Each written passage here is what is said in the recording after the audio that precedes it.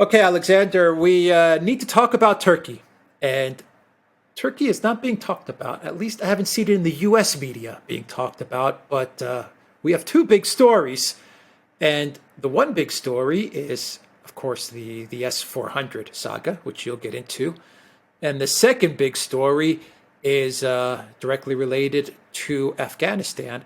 And this is also an interesting one because we have number one, the Taliban looking to close a deal with Turkey on on the Kabul airport, on managing the Kabul airport. Very interesting. But we also might have the first world leader actually recognizing the Taliban as the legitimate government of Afghanistan, and that is Erdogan of Turkey. So let's get into this. We really should be focusing on Turkey. It's an important player Absolutely. in these events that have happened in Afghanistan. So what's going on here? And what we see is how Erdogan is again trying to position Turkey as an important player in Central Asia. This has been a major objective of his for a long time. So the first thing he's done is that he's announced today that he's out to buy more S-400 missiles from the Russians.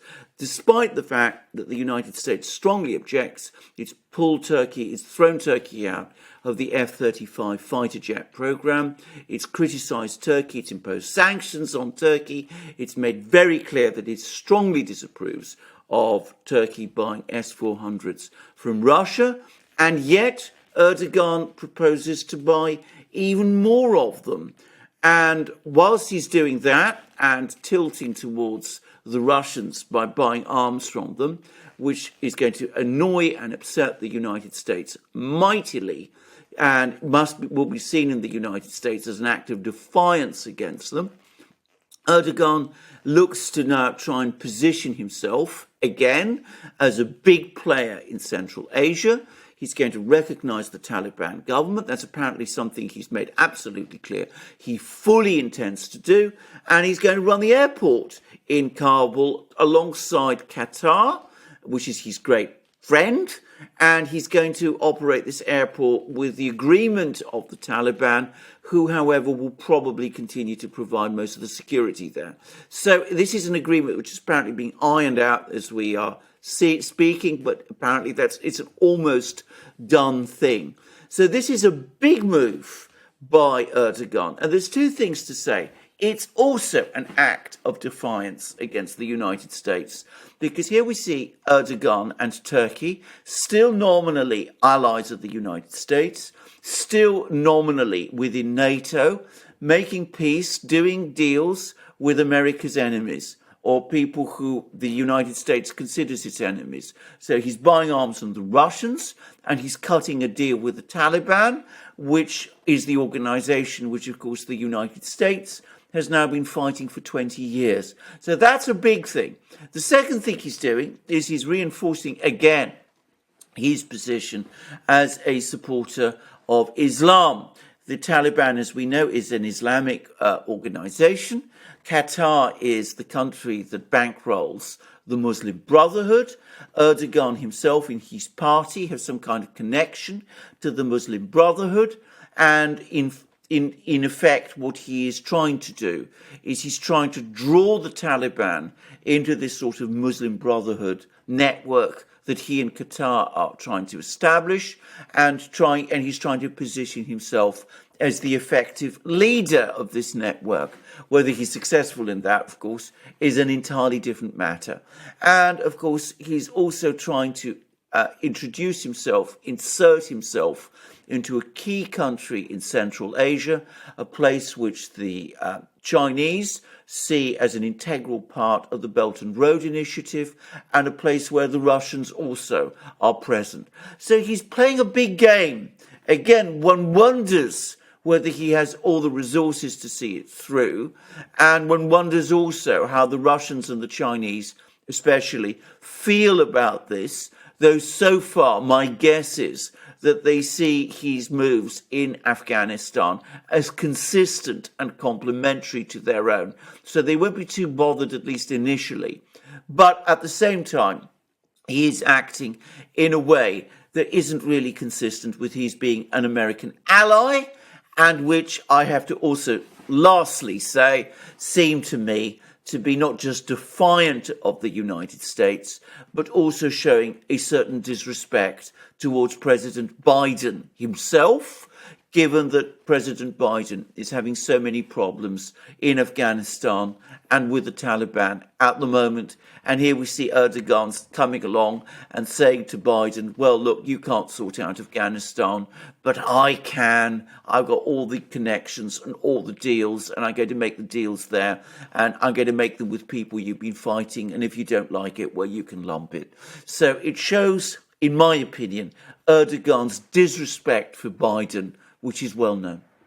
Yeah, and I think you're going to see a lot of countries starting to act in similar ways to Erdogan and Turkey, in that after what they saw in Afghanistan, the mess of an evacuation from the Biden White House, a lot of countries and a lot of world leaders are going to start to hedge away from the United States. Maybe not as drastic as it appears Erdogan is doing, but I think this is going to be a trend, a very damaging trend that we're going to see going forward. One question that I have, though, before maybe you want to comment on what I just said, if you can also comment very quickly on how does it work out, the IS Taliban component, because Erdogan is courting the Taliban, but we know he was a big sponsor of IS in Syria. So if he courts the Taliban successfully, does Erdogan kind of wipe out IS? I mean, how is that going to work?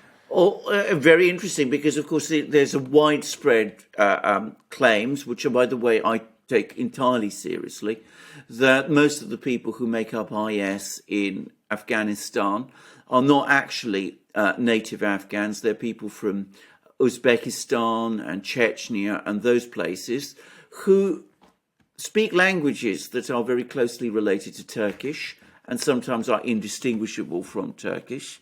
And many of these people were fighters in places like Syria, especially in Idlib province, and that some kind of rat line was organized to transfer them from Syria to Afghanistan. And if that was the case, to be straightforward about it, that can't have happened without the cooperation, or at least some level of cooperation, from Turkey. So it could very well be that Erdogan has inserted these people into Afghanistan and now is using them in order to gain leverage over the Taliban. That would not be unlike him. He's very skilled at this sort of thing. And if he says to himself, if he's able to cut the deals with the Taliban that he wants, then it's entirely possible that he will not only cut off these people in Afghanistan, having got from them all that he wanted, but I would not be in the slightest bit surprised if we started to see Turkish troops coming to Afghanistan, working with the Taliban, Turkey supplying many of its famous drones to the Taliban, and getting the Taliban to direct those drones initially against IS, but also providing Turkey with that position in Afghanistan that Erdogan always hankers for. And of course, he will want to cut commercial deals with the Taliban. He want his piece of the cake with the lithium deposits and with the copper deposits and the gas and the oil and all those other things that are supposed to be there. So it's quite a big move. I mean, with Erdogan, I have to say, he tends to make big moves at the beginning. They always look like they're going to be really successful at the beginning, and then they all sort of unravel. But, at the moment, he started a big play, and we'll see how it works out with him. At the moment, as I said, I think it's compatible with what the Russians and the Chinese probably want. But, sooner or later, maybe, as he always does, he'll overstep things. And he'll find that the Taliban also are rather more awkward customers than perhaps he imagines. But at the moment, he's making a big move, and we'll see how it works out. But I doubt that any connection to IS that he might have is going to stand in his way if he feels that, he's better off dealing with the Taliban. He'll cut IS off without any hesitation. Except, of course, if he wants to continue to use them as leverage to keep the Taliban where he wants them. Yeah, he did something similar in Nagorno-Karabakh, where he was moving fighters over to that conflict as well, as we also saw in Syria, him doing the same type of tactic. So yeah, it's very much in line with the way he operates. He definitely uses these militants and these fighters as pawns on a chessboard to move around, so he can gain the leverage that he wants. What about the fact that what Erdogan is doing is something that a lot of world leaders are going to do, which is hedging away from the U.S. Oh, absolutely. Yeah. That's going to be. I mean, it's going to become a marked trend.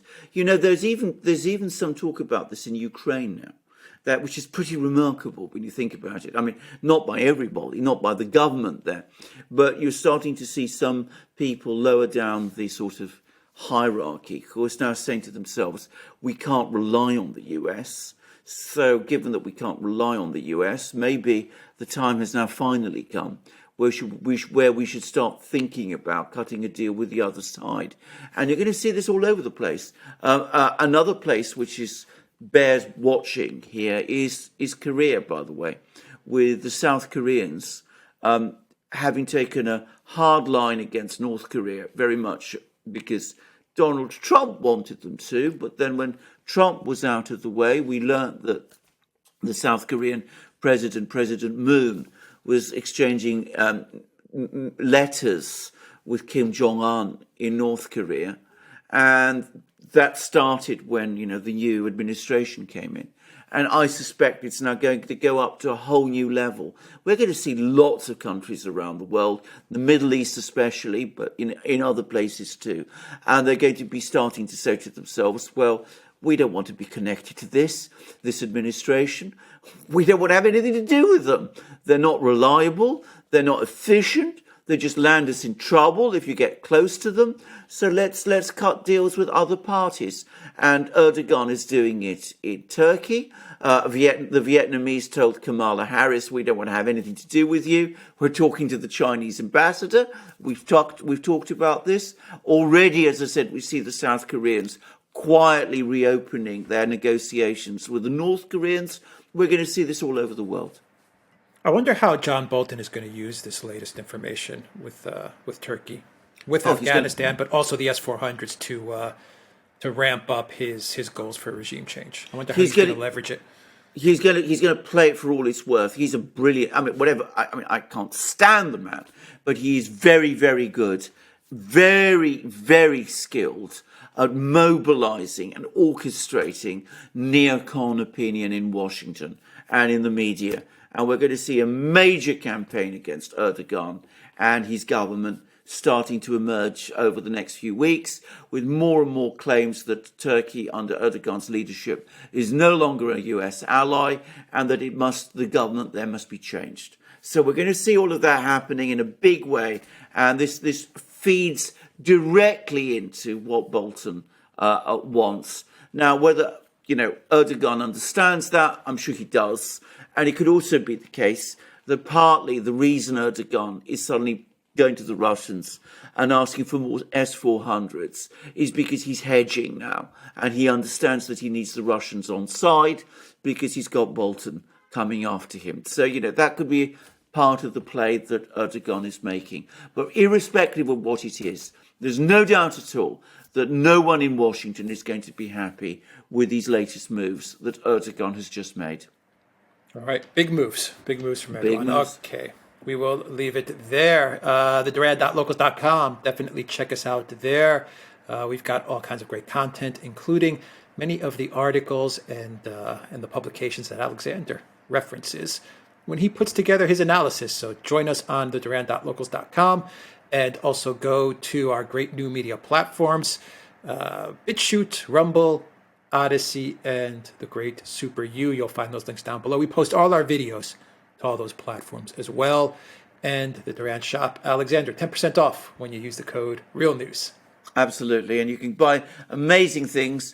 Look at these amazing hats that, for example, I've just had a further delivery of them.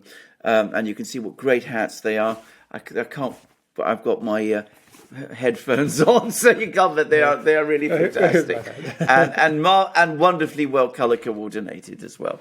And when you have bright sunny days, well, they're the perfect thing.